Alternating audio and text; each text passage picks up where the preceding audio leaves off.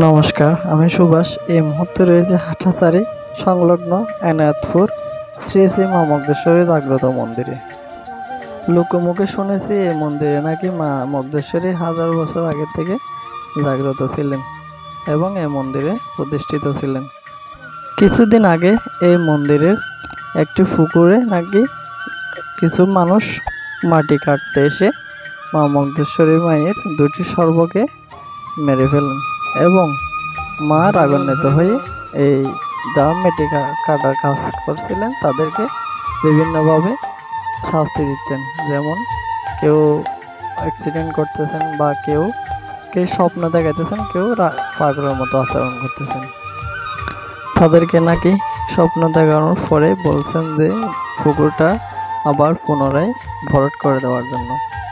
তো পুনরায় ভরাট করার কাজে এখন নিয়োজিত যারা মেটে কাটার কাজ করছিলেন এবং জাতি ধর্ম বর্ণ নির্বিশেষে সকলেই এখানে মায়ের মন্দিরে এসে পূজা দিয়ে মাকে সন্তুষ্ট করার চেষ্টা করতেছেন এবং মায়ের কৃপা লাভের আশায় এখানে এসে পূজা দেয়।